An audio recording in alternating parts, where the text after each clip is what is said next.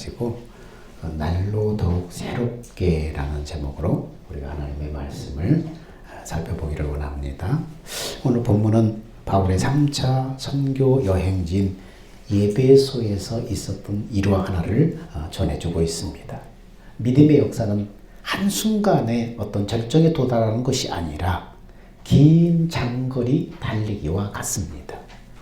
새롭게 한 해를 이제 하나님 앞에 은혜로 우리가 선물로 받았어요. 그리고 이제 이 새롭게 하나님 앞에 은혜로 받은 이 1년이라는 기간을 믿음의 경주를 이어가야 될 우리이기 때문에 바울의 1, 2, 3차 선교여행, 노마 여행, 쉼없이 믿음의 여정을 달려갔던 바울의 발자취와 그리고 그 바울의 선교 여정을 이끌어 주었던 하나님의 역사의 한 단면을 우리가 오늘 본문 속에서 더듬어 보면서 믿음의 경주를 다 달려가기 위해서 새롭게 들려주시는 하나님의 위로와 격려를 우리가 기대하면서 우리 본문 속으로 들어가 보기를 원합니다.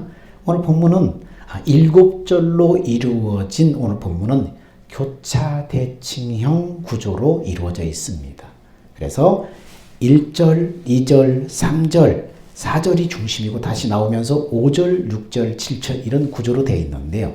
1절은 관련 인물에 대해서 언급하고 2절은 성령에 관한 질문과 대답을 하고 3절은 세례에 대한 질문과 대답을 하고 4절은 중심은 요한이 베푼 세례와 예수님을 믿으라고 하는 권면에 대해서 기록되어 있고 다시 나오면서 5절에는 세례를 행하고 6절에는 성령을 받고 7절에는 관련 인물에 대한 언급 이렇게 되어 있습니다. 그래서 1절과 7절은 관련 인물에 대한 언급, 그 다음에 2절과 6절은 성령에 관한 질문과 성령을 받음, 그 다음에 3절과 5절은 세례에 대한 질문과 대답과 또 5절은 세례를 행함 이런 구조로 되어 있습니다. 그래서 대칭형 구조로 되어 있습니다. 이런 교차 대칭 구조에서 가장 강조되는 내용이 뭔가 하면 가운데겠죠. 가장 중심에 있는 핵심, 가운데 내용이 저자가 강조하고 싶은 내용이에요. 그래서 한가운데 위치한 내용이 그 단락의 핵심일 가능성이 많습니다. 요한이 외친 회개의 세례를 통해서 준비된 사람들이 예수 믿고 온전한 하나님의 자녀가 되는 일이 바로 저자가 강조하고자 하는 그런 핵심 사항인 것입니다. 오늘 보면 바로 앞절 18장에서는 아볼로에 대한 일화를 소개하고 있는데요. 아볼로는 어떤 사람인가? 언변이 좋은 성경에 능한 자였습니다. 또 일찍이 주의 도를 배운 사람이다. 아볼로가 에베소에서 열심히 예수에 관한 것을 자세히 말하며 가르쳤는데 세례의 요한까지만 아는 상태였어요.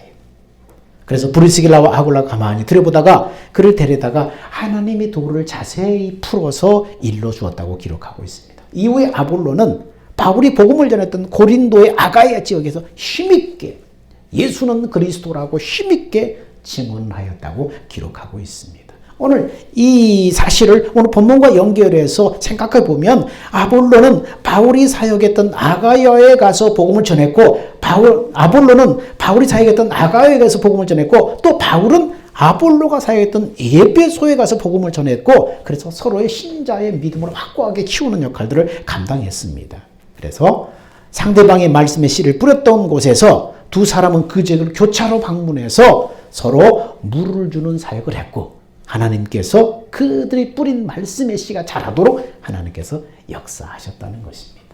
그래서 고린도 전서 후서 보면 어떻습니까? 나는 바울 파라 아볼라 파라 이렇게 막 교인들이 파당을 짓는 그런 문제가 발생했다는 사실을 우리가 보게 돼요. 왜냐하면 바울이 사역했던 지역 서로 교차해서 서로가 자기의 어떤 그런 성경에 관한 그런 것들을 증거하고 양육했기 때문에 두 사람의 지도자들을 교차 방문했기 때문에 그래서 고린도 교회에 바울파 아볼로파로 문제가 발생했다는 사실을 우리가 보게 됩니다. 그렇지만은 이들은 서로 파당을 지은 결과이기 때문에 바울과 아볼로는 사역했던 지역을 교차로 방문해서 하나님의 말씀 사역을 계속 이어갔다는 것입니다. 잘못된 것은 교차에서 양육한 것이 아니라 이들이 교회 안에서 파당을 짓는 것이 문제인 것입니다. 자, 이어령 선생님을 여러분 아실 것입니다. 이어령 박사, 이어령 선생님의 아들이여 이 산하를 이라는 그런 수필집에 보면은 수염을 길게 기른 시골 할아버지 얘기가 실려 있습니다. 어느 날 동네의 한 아이가 묻습니다. 할아버지, 밤에 주무실 때에 수염을 이불 속에 넣고 주무세요? 아니면 꺼내놓고 주무세요? 할아버지가 그 말을 듣고 할아버지가 대답했습니다. 글쎄, 애야, 나도 미처 생각해보지 못했던 그런 질문인데 나도 잘 모르겠다. 오늘 밤 한번 어떻게 자나 한번 보고 내가 말해주마. 그리고 그날 밤에 문제가 생겼어요. 할아버지가 수염을 이불 속에 넣고 자려고 하니까 답답해서 못 자겠고 다시 끄집어내고 그다음 자려니까 뭔가 허전하고 쓸쓸해서 도무지 잠을 청할 수가 없어요. 결국 본인이 그렇게 평생 달고 다녔던 수염이지만은 잠잘 때 이 수염의 위치, 정확한 위치가 어디인지를 알아내지 못했다는 얘기입니다. 그리스도인들도 이처럼 내가 지금 예수 안에 있는지 예수 밖에 있는지 내가 성령 안에 있는지 성령 밖에 있는지 알지 못한 채 우리가 신앙생활을 할 수 있다는 것입니다. 오늘 우리는 어떤가? 나는 예수 안에 있는가? 예수 밖에 있는가? 성령 안에 있는가? 성령 밖에 신앙생활 하는가? 우리는 이것을 알지 못하고 그냥 믿음의 길을 갈 수도 있다는 것입니다. 지금 바울은 세 번째 전도 여행 중에서 에베소에서 사역하고 있습니다. 바울이 에베소에 와서 제자라고 하는 사람들을 만났는데 뭔가 조금 이상합니다. 분명히 믿는 사람 같은데 교제를 하면 할수록 초점이 서로 맞지 않습니다. 그래서 바울이 결정적인 질문을 던졌습니다. 너희가 믿을 때 성령을 받았느냐? 근데 저들의 대답은 의외였어요. 우리는 성령의 계심도 듣지 못했다. 성령이라고요? 그게 뭡니까? 사도 바울이 다시 묻고 그들이 대답합니다. 그러면 너희가 무슨 세례를 받았느냐? 대답하되 요한의 세례니라. 그제서야 상황이 파악됐습니다. 에베소의 제자들은 세례 요한의 회개와 물 세례는 알고 있었지만은 그 요한이 소개했던 메시아 예수님의 십자가와 부활, 오순절 성령의 강림에 대해서는 전혀 모르고 있었다는 얘기예요. 바울은 이들에게 예수님의 복음을 전하고 이것을 믿고 받아들인 사람들에게 세례를 주었으며 바울이 안수하고 기도하자 성령의 임재와 성령의 외적인 증거로 방언과 예언의 역사가 그들에게 나타났습니다. 바야흐로 에베소의 제자들은 그때부터 온전한 그리스도인이 되어서 성령 충만함으로 주님의 신실한 일꾼으로 자리매김하게 되었다는 것입니다. 이 사건에서 우리가 배우게 되는 영적인 가르침은 뭔가? 첫 번째는 온전한 복음을 이해하는 이 중요성. 복음을 온전하게 이해하는 이 중요성입니다. 그들은 복음을 온전하게 이해하지 못했었잖아요. 본문 1절에 그런 제자들과 비슷한 경험을 가졌던 아볼로라는 이름 아까 소개했죠. 그 아볼로라는 이름이 언급이 되는데 얼마 전에 예배소에서 머물고 있던 브리스길라와 아굴라는 그곳에서 알렉산드리아 출신의 아볼로를 만나게 됐어요. 아볼로는 언변이 있고 구변이 있어요. 하나님의 말씀을 잘 전했어요. 근데 아직 복음에 대해서는 완전하지 못했다는 거예요. 복음을 온전하게 이해하지는 못했다는 거예요. 하나님의 심판과 회개를 외치던 세례 요한은 잘 알고 있었는데 요한이 죽은 다음에 예수께서 십자가에 죽으시고 우리 죄를 대속하여 죽으시고 우리의 의롭다 하심을 위해서 다시 부활하셨고 하늘로 승천하셨고 하나님의 영이신 예수이신 성령으로 강림하셨는데 이것에 관해서는 온전히 알지 못하는 거예요. 부분적으로는 여러분 알았을 수도 있어요. 들어봤을 수도 있어요. 그러나 이 사건들을 구슬처럼 깨어서 예수님의 십자가 사역을 통한 하나님의 섭리와 목적을 깨달아야 복음을 온전히 이해하는 거예요. 그래서 브리스길라와 아굴라는 그를 데려다가 하나님의 도를 정확하게 풀어 알려주었다고 기록하고 있습니다. 그래서 훌륭한 사역자로 다시 한번 자리매김할 수 있었다는 것입니다. 오늘 본문에서도 비슷한 일이 반복됩니다. 바울이 만났던 에베소 제자들은 아직 온전한 복음을 알지 못했고 아볼로처럼 세례 요한의 세례까지만 알고 있었어요. 다시 말해서 저들의 신앙은 온전한 복음에 대해서 알지 못했다는 거예요. 결국 저들은 바울을 통해서 온전한 복음을 듣고 그것을 깨달아 믿었고 그래서 세례받았고 성령의 은사까지 풍성하게 얻었다는 것입니다. 이것은요 사도행전 8장에도 그런 일들이 등장합니다. 예루살렘의 박해로 흩어진 사람 중에 빌립이라는 사람이 사마리아에 가서 복음을 전할 때도 그리고 사도행전 10장에 경건하여 하나님을 경외하고 구제하고 기도했던 이방인 백부장 고넬료 집 사람에게도 동일하게 발견되는 과정이에요. 동일하게 발견되는 패턴이에요. 이들은 모두 정확하게 세례 요한의 세례까지만 알고 있었어요. 그런데 그들에게 온전한 복음이 전해지자 그들이 듣고 깨달아 믿어 세례받을 때 성령의 임재와 성령의 은사를 선물로 받게 되었다고 기록하고 있습니다. 여러분, 이들이 안다고 하는 세례 요한의 세례는 무엇인가? 마태복음 11장 12절 13절에 성경은 이렇게 기록하고 있습니다. 세례 요한의 때부터 지금까지 천국은 침노를 당하나니 침노한 자는 빼앗느니라. 모든 선지자와 및 율법에 애언한 것이 요한까지니라. 누가복음 16장 16절에도 말합니다.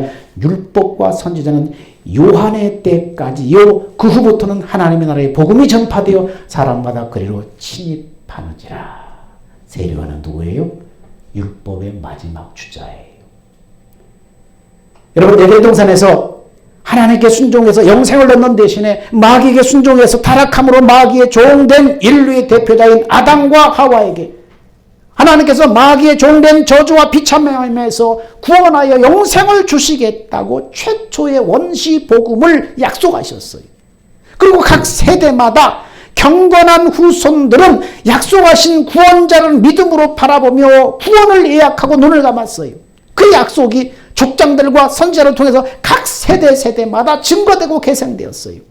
하나님께서 그 경건한 후손 중에서 갈대아 우르에서 아브라함을 복음으로 부르시고 모리아 산에서 여호와 하나님을 믿음으로 아들 이삭을 번제로 드리라는 시험에 패스해서 메시아에 대한 구체적인 약속을 받습니다. 그 약속은 뭡니까? 내가 내게 복을 주고 네 자손을 크게 번성해서 하늘의 별처럼 바다의 모래처럼 번성하게 하겠고 그 네 씨에서 대적의 문을 취하는 메시아가 나오고 그 씨를 통해서 천하 만민이 복을 얻을 것이다. 원시 복음에 대한 그 약속을 좀 더 구체적으로 여기서 언급을 해줍니다. 그러면 네 씨로 말미암아 천하 만민이 얻을 복이 뭡니까? 갈라디아서 3장 14절에는 거기에 대해서 이렇게 풀어줍니다. 이는 그리스도 예수 안에서 아브라함의 복이 이방인에게 미치고 또 우리로 하여금 믿음으로 성령의 약속을 받게 하려 함이라. 이렇게 기록하고 있습니다. 이 말은 무슨 말이냐면 지금까지 인류는 사단의 종이 되어서 육신 안에 갇혀서 육신의 정욕과 안목의 정욕과 이생의 자랑만을 바라보며 달려가는데 그것만 바라보고 살다가 질병과 저주로 사고로 도적질 당하고 죽이고 그래서 육체가 깨진 다음에 지옥으로 끌려가는 인생을 살아가고 있는데 아브라함의 후손을 통해서 하나님이 보내시는 메시아가 와서 그 육체 안에 갇혀있는 그 인생을 깨트려버린 다음에 지옥으로 끌려가는 인생을 살아가고 있었는데 하나님이 보여내시는 그 메시아가 와서 우리를 가둬놓은 그 마귀의 성문을 부숴버리고 우리 인생을 구원해 주신다는 약속을 아브라함이 하나님은 한 번 말씀하시면 반드시 그 말씀을 성취하시는 여호와 하나님으로 믿었던 그 아브라함의 믿음으로 하나님 주시는 그 구원의 약속을 믿으면 약속된 성령을 보내서 반드시 그 약속을 너에게 이루어 주시겠다는 것이 천하 만민이 얻을 영생 구원의 복인 것입니다. 우리가 마귀 종이 됐을 때 마귀는 우리를 육체 안에 가두었어요. 그래서 우리가 기껏 바라보는 것은 뭐예요? 마귀가 우리 안에 넣어준 욕심을 통해서 육신의 정욕, 안목의 정욕, 이생의 자랑 이것만 바라보는 거예요. 그 너머에 무엇을 볼 수 없게 만들어버리는 거예요. 가다놨기 때문에. 그래서 그것만 취하면 우리 인생은 행복할 것이라고 생각하고 죽자 살자 이른 아침부터 밤늦게까지 그것을 취하고자 달려가고 땀 흘리는 것입니다. 그런데 예수 그리스도가 하나님 약속하신 예수 그리스도가 오셔서 마귀의 성문을 취했다는 것은 뭡니까? 그걸 깨트려버렸다는 거예요. 그 육체 밖에 또 다른 세상이 또 다른 나라가 있다는 것을 깨닫도록 성문을 깨부숴버리고 그 안에 갇힌 우리를 풀려나게 했다는 거예요. 하나님께서 아브라함에게 전한 이 복음을 아들 이삭이 계승했고 그 언약의 복음을 이삭의 아들 야곱이 계승했고 하나님은 이 약속하신 복음을 이루기 위해서 야곱과 12아들을 애굽으로 이주시켜서 한 민족으로 번성케 하시고 430년 만에 모세를 지도자로 세워서 하나님의 능력으로 출애굽하게 됩니다. 하나님께서 출애굽한 이스라엘과 시내산에서 모세를 중조자로 세워서 율법으로 하나님과 이스라엘 백성이 첫 언약을 맺습니다. 이 언약은 이 언약의 목적, 율법으로 언약을 맺는 목적은 뭐냐면 너희가 마귀의 종된 그 육신의 생명으로는 하나님의 말씀을 지켜 행할 수 없음을 깨닫고 하나님의 약속하신 그리스도를 기다리도록 하기 위함이에요. 그 그리스도가 오시는 그 길을 준비하기 위함이에요. 그런데 이스라엘은 어떻습니까? 육신의 생명으로 하나님의 말씀대로 살려고 율법을 지키려고 그러다가 죄짓고 우상 숭배하다가 40년 동안 광야에서 쓰러져 죽어갔습니다. 그리고 40년이 끝나갈 즈음에 바로 이제 가나안 땅을 눈앞에 두고 요단강 앞에서 그 모압 평야라는 곳에서 하나님께서 두 번째 언약을 하나님께서 주셨는데 이 언약은 어떤 언약이냐? 너희가 출애굽할 때 시내산에서 맺었던 첫 언약과 다른 것이다. 아닌 첫 언약이 아니다. 이것은 뭐냐? 내 열조 아브람과 이삭과 야곱에게 맹세하신 언약이다. 이 언약의 줄기가 어디예요? 하나님께서 에덴 동산에서 주셨던 그 언약의 줄기라는 거예요. 시내산에서 맺었던 그 언약이 아니라는 거예요. 이 언약의 효력은 여기 있는 너희와 또 여기 있지 않는 너희 후대에, 너희 후손까지 다 포함된다. 기록하고 있습니다. 언약의 내용이 뭐예요?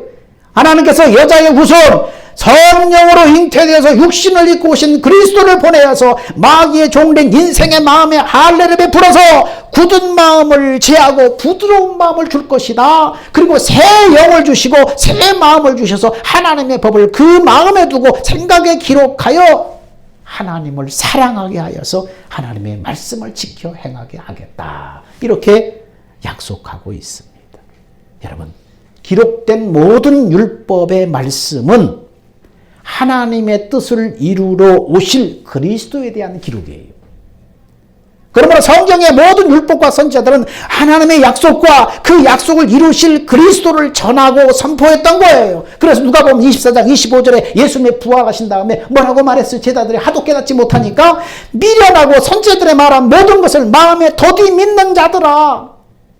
뭐라요? 미련하고 선지자들의 지금까지 말한 모든 것을 더디 믿는 자들아. 그리스도가 이런 고난을 받고 자기 영광에 들어가야 될 것이 아니냐? 이에 모세와 모든 선지자들의 글로 시작해서 성경에 자기의 쓴 바, 자기에 관한 것을 자세히 풀어 설명하시니라. 성경이 뭐 누구에 대해서 기록하고 있다고요?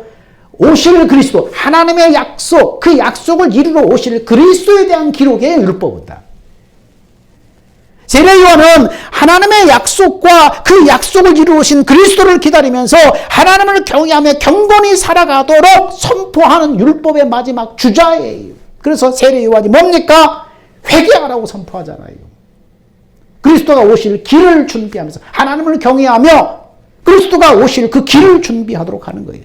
하나님의 구원 약속을 이루실 그리스도를 맞이할 수 있도록 회개의 세례를 그렇게 선포했던 것입니다. 그래서 요한의 세례까지만 안다는 것은 여기까지만 알고 믿고 신앙생활하는 거예요. 오늘날도 마찬가지입니다.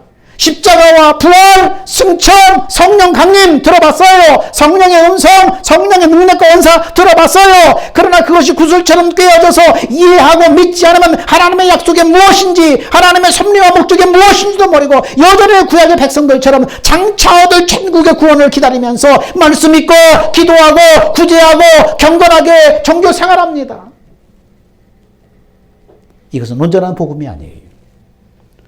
그러므로 온전한 복음에 대한 이해는 아무리 강조해도 지나치지 않는 거예요. 이것들에 대한 목적이 뭐냐? 성경 자체가 오실 그리스도에 대해서 얘기하고 있는데, 에덴 동산을 줬던 그 약속을 이루러 오실 그리스도에 대해서 말하고 있는데, 그 오실 그리스도를 기록한 성경을 보고 경건하게 그분을 기다리면서 말씀 보고 그 말씀대로 살려고 발버둥 치는 거, 구제하고 기도하고 말씀 읽고, 이제 약속하신 그리스도가 오셨어요.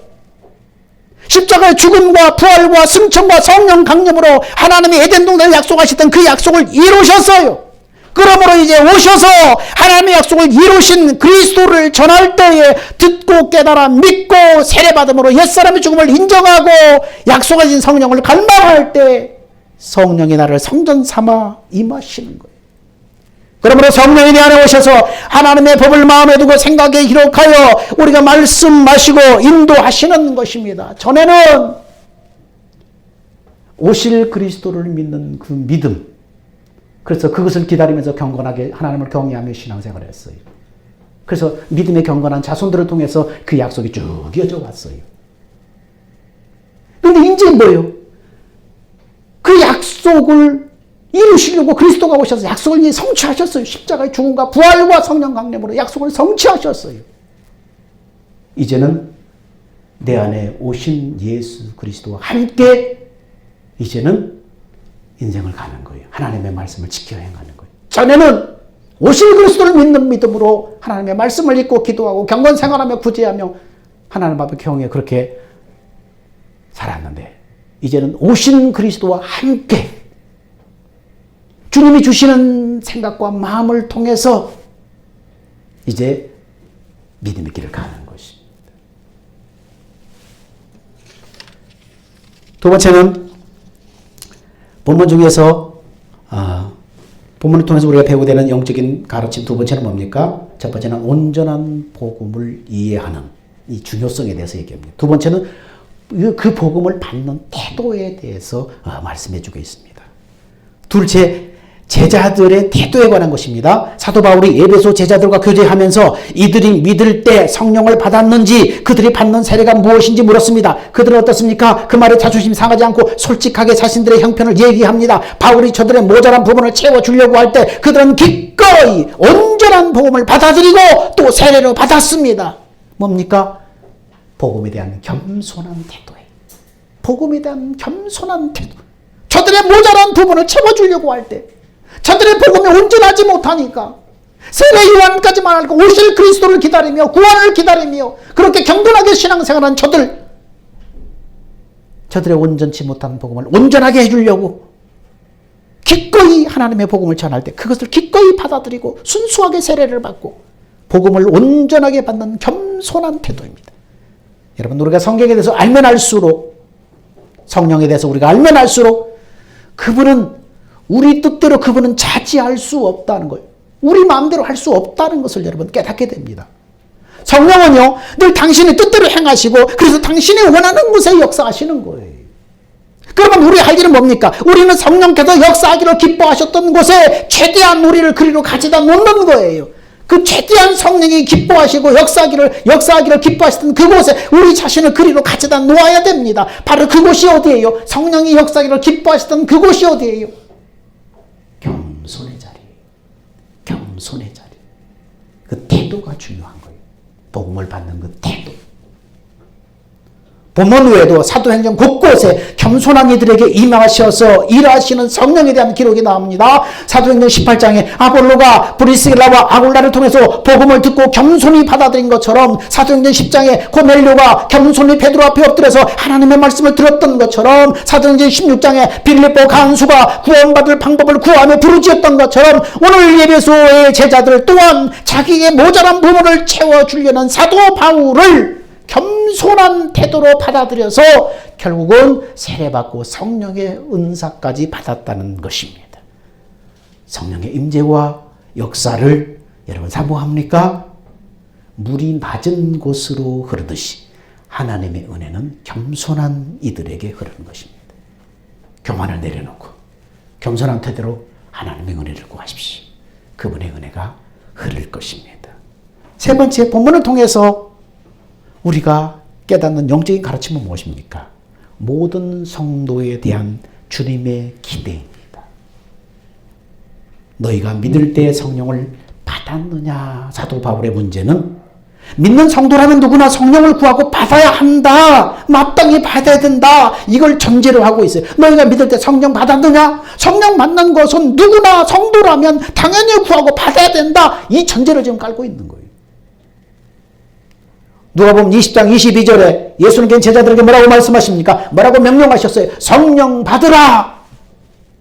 사도행전 1장 8절에 그분은 모든 성도에게 성령의 임재로 권능받고 내 증인되라 하셨습니다. 누가복음 11장 13절에 주님은 하물며 너희 하늘 아버지께서 구하는 자에게 성령을 주지 않겠느냐? 우리가 성령을 구하지 않은 채 우리 인생길을 걸어가는 것을 하나님이 안타까워하신다는 거예요. 구하는 자에게 성령을 주지 않겠느냐? 주신다는 거예요. 그렇습니다. 하나님이 기쁘게 주시려고 하는 것을 구하는 것은 당연합니다. 하나님이 2022년이라는 이 1년을 우리에게 선물로 허락하셨어요. 성도됨을 위해서, 성도다운 성도됨을 위해서 우리는 성령 충만을 구해야 합니다. 성도답게 살기 위해서 성령의 열매를 구해야 됩니다. 그리고 우리가 하나님의 일, 사역을 위해서 성령의 은사를 구해야 합니다. 성령을 주시지 않겠느냐는 말씀은 주님은 우리가 구하기를 기대하고 계신다는 거예요. 여러분, 인생에 또 한 번 허락된 이 새해에도 하나님이 기대하시는 믿음의 여정길을 갈 때 이 믿음의 여정을 잘 감당하셔야 됩니다. 그러기 위해서는 어떤 다른 것보다도 성령 충만을 구하시기 바랍니다. 예루살렘에서, 사마리아에서, 가이사라에서, 에베소에서 사모하는 심령들에게 성령 충만한 역사가 임했던 그 성령 충만한 역사가 오늘 새로운 한 해 내내 여러분의 인생과 가정과 교회와 우리 열방 가운데 가득하기를 주의 이름으로 소원합니다. 사랑과 은혜가 풍성하신 아버지 하나님, 더욱 새롭게 어떻게 우리는 이 한 해 새롭게 달려갈 수 있습니까? 하나님, 성도됨을 위해서 성령 충만을 구하고 성도답게 살기 위해서 성령의 열매를 구하고 우리의 사역을 위해서 성령의 은사를 구하는 하나님의 사람들이 다 되게 하옵소서. 인생길을 걸어갈 때 성령을 구하지 않은 채 걸어가는 우리 인생을 안타까워하십니다. 하물며 너희 하늘 아버지께서 구하는 자에게 주지 않겠느냐? 안타까워하시는 주님, 하나님 구하는 자에게 다 주시마 약속하셨사오니 이 안에 성령 충만, 성령의 열매로 충만하게 하시고 성령의 은사를 채워주셔서 힘있게 이 한 해를 항해할 수 있도록 축복해 주옵소서. 우리의 생명 되신 예수님의 이름으로 기도하옵나이다. 아멘. 다 주님 다시 오실 때까지 기도합시다.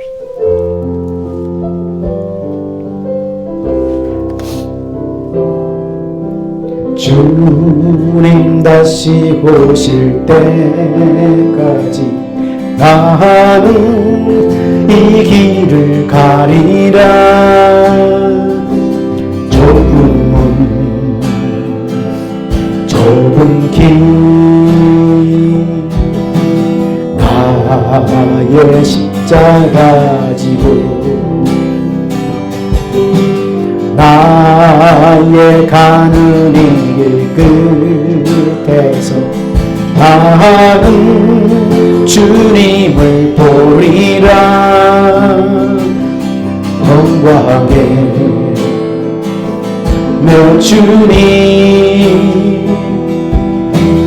나를 맞아주시리. 주님 다시 오실 때까지 나는 일어나 달려가리라. 주의 영광 온 땅 덮을 때 나는 일어나 노래하리.